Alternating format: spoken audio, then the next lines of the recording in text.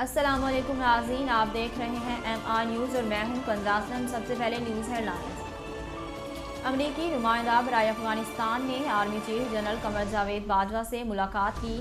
DG/ISPR کے مطابق باہمی دلچسپی، افغان سیکیورٹی صورتحال اور دو طرفہ امور پر تبادلہ خیال کیا۔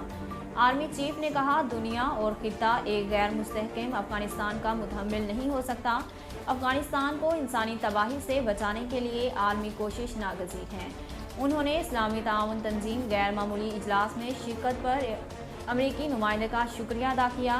DG/ISPR کے مطابق معزز مہمان نے افغانستان اور پاک افغان بارڈر مینجمنٹ سے متعلق پاکستان کی کاوشوں کی تعریف کی۔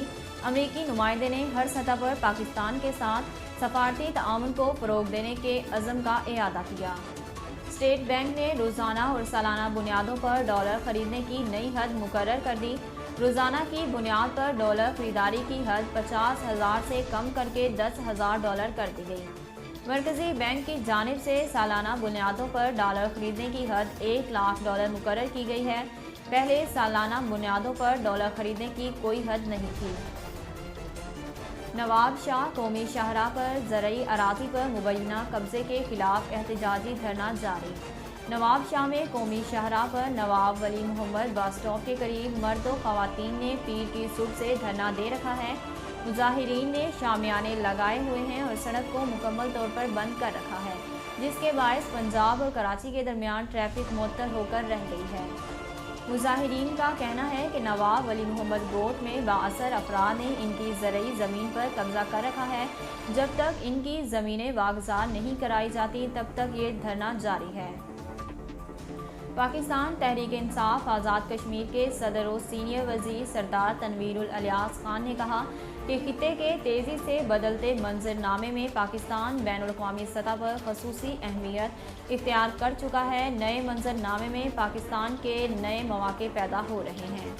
پاکستان تحریک انصاف آزاد کشمیر کے صدر و سینئر وزیر سردار تنویر الیاس خان نے کہا کہ OIC اور دیگر بین الاقوامی فورمز افغانستان کے ساتھ ساتھ کشمیر کی صورتحال پر بھی توجہ دیں۔